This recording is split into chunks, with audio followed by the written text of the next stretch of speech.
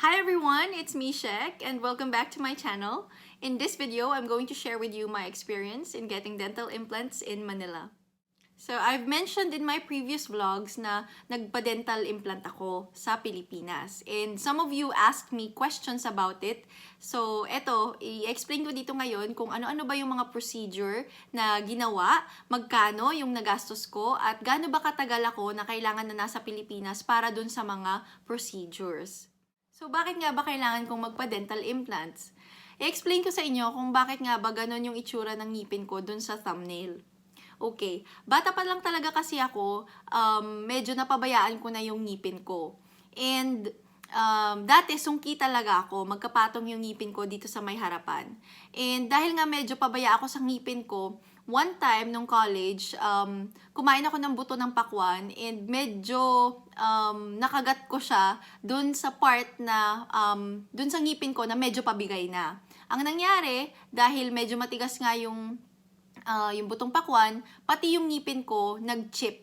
So, nag-crack yung ngipin ko at naputol hanggang sa ipinabunot ko na lang yung ngipin ko na yon. Doon na ako nag-umpisa na magpapustiso. Ang problema ko naman sa pustiso is dahil patanggal-tanggal siya tapos kailangan may alambre na nakakabit doon sa ibang ngipin, ganun. Tapos yung palette niya ay bumabakat doon sa palette ko, nagkakaroon ng guhit-guhit, hindi siya komportable gamitin talaga. So, nung nagkapera na ako, nagpunta ako sa dentist, and ang sabi ng dentist, kung ayaw ko ng tinatanggal-tanggal na pustiso, ipabridge ko na lang daw yung ngipin ko.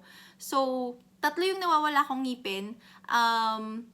Ang ginawa ng dentist, kinailangan na mayroong 3 ngipin ko na gawing poste para maging bridge.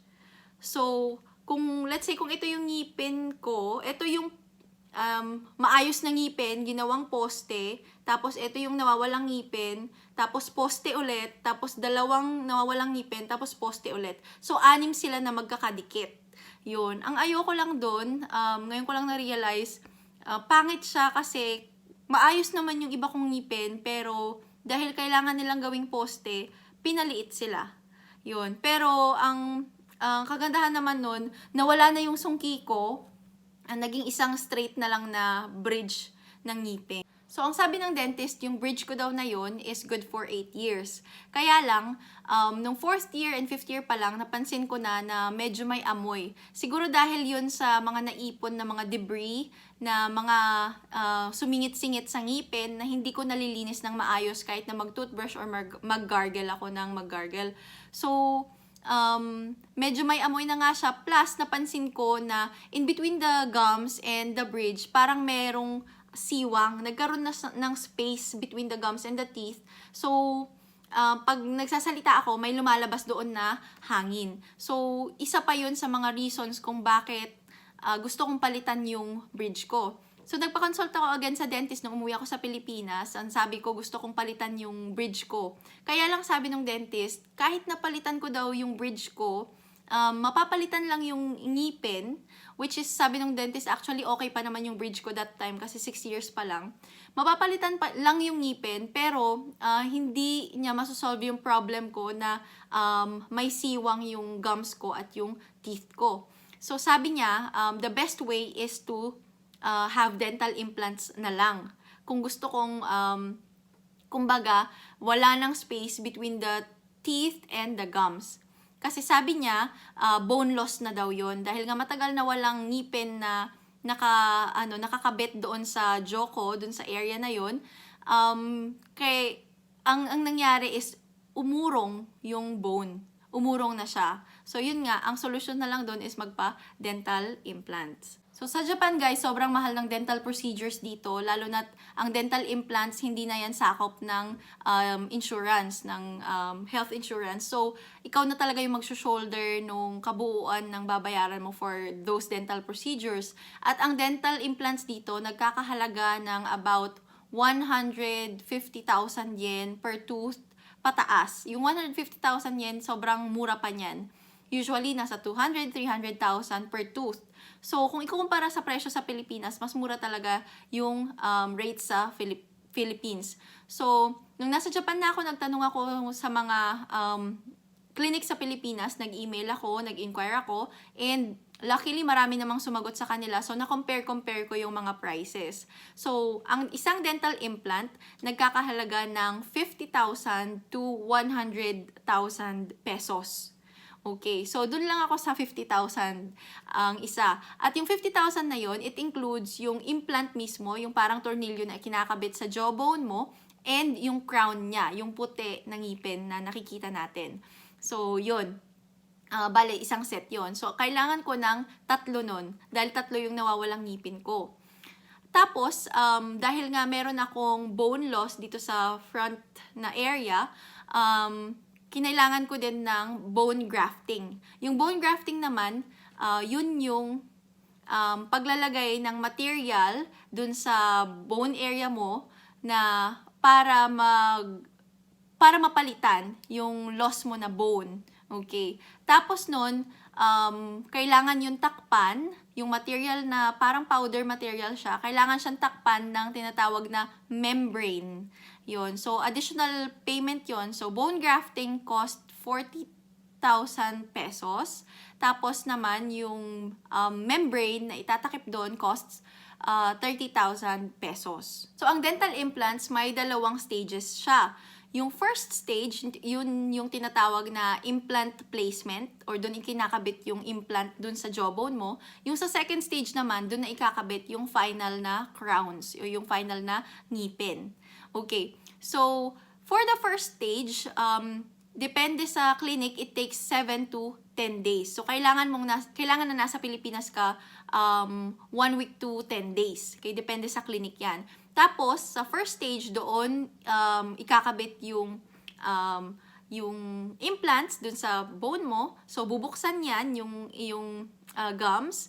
Doon ikakabit yung implants, i-drill yung implants doon sa iyong ngipin, doon sa iyong jawbone, 'yon. Pagkatapos lalagyan ka ng crown, ng temporary crown, and then after 7 days, kailangan mong bumalik para tanggalin nila yung tahi sa gums mo. Okay, tapos tsaka ulit sila maglalagay ng crowns, ng pansamantalang crowns para habang naghihintay ka for the second stage, nakakangiti ka pa din. So yon, yung second stage naman, kailangan mong maghintay ng 4 months. Bakit 4 months?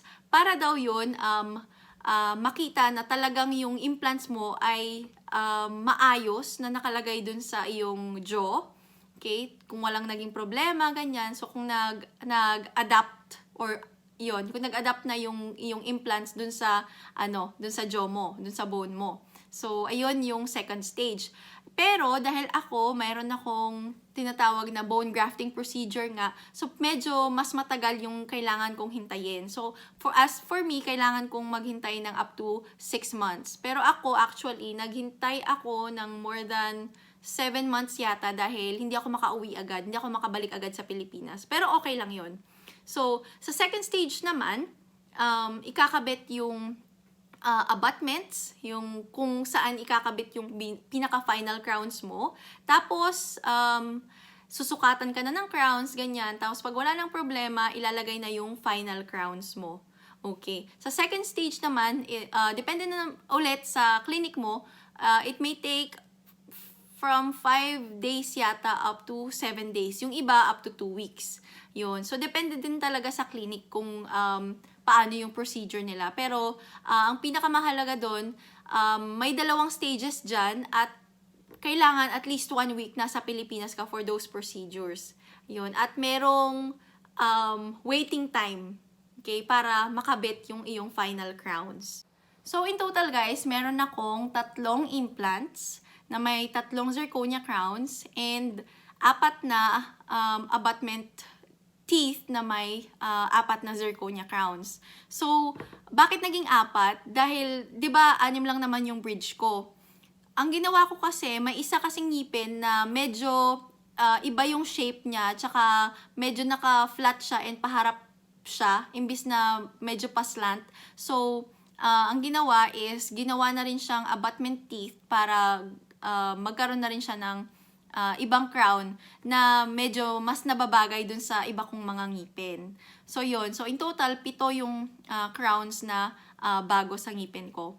So, magkano ba yung crowns lang? Depende yan sa material. Pag yung pinakamura nasa 10,000, yung ano yata yun, porcelain fused to metal crown, nasa 10,000 lang siya. Tapos yung pinakamahal naman is yung zirconia crown na nasa 23,000 pesos. Yun.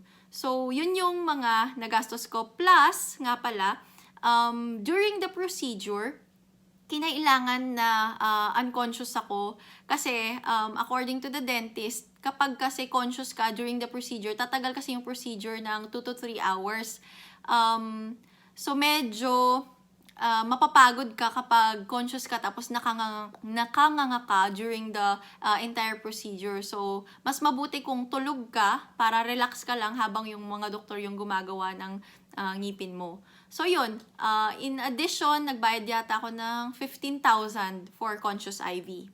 Yun, ano pa ba yung mga binayaran ko? Kinailangan ko ding root canal yung isa kong ngipin kasi medyo sensitive siya.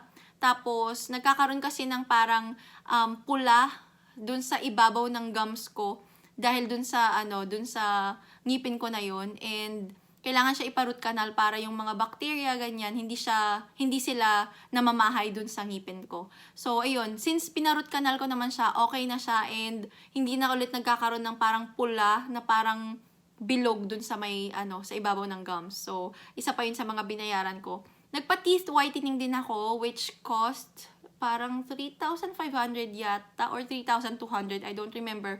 Pero parang ganun yung price niya. And yung lower teeth lang at saka yung mga nasa gilid. Pero hindi pa rin sila kasing puti nung ngipin ko. Kasi yung ngipin ko na, yung mga crowns ko, medyo mas maputi sila dun sa original teeth ko. Yun talaga yung pinili ko, yung medyo mas maputi. Kasi yung iba kong ngipin, pwede ko pa silang ipa-whitening ulit later. Pero yung yung zirconia crowns ko, hindi na mababago yung kulay nila. Yung zirconia medyo mas maputi, yung yung original na mga teeth mo, pwede pa naman sigurong humabol dun sa zirconia crown. So, ganun yung ginawa ko, ganun yung naisip ko. So, later, pag bumalik ulit ako sa Pilipinas, magpapa-whitening na lang ulit ako. So, ayun. Yun yung naging experience ko sa Pilipinas. And kung may mga questions pa kayo about about the dental implants, please comment down below, tapos tatry ko na sagutin yan later sa iba ko pang vlog. Thank you so much for watching and sana may natutunan kayo at yun sa mga nagbabalak na magpa-dental implants, yan. Marami pong options sa Pilipinas, so yun, wag sana kayong mawalan ng pag-asa kung yung ngipin nyo ay feeling nyo nakaka-down sa inyo, feeling nyo hindi kayo confident sa ngipin nyo, may solusyon na para sa mga nawawalang ngipin. Yun. Thank you so much guys and see you again in my next vlog. Bye!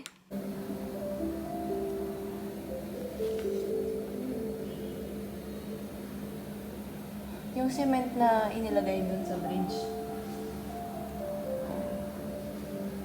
Tapos yung mga puti-puti na yan, mga pasta yan. Pasta.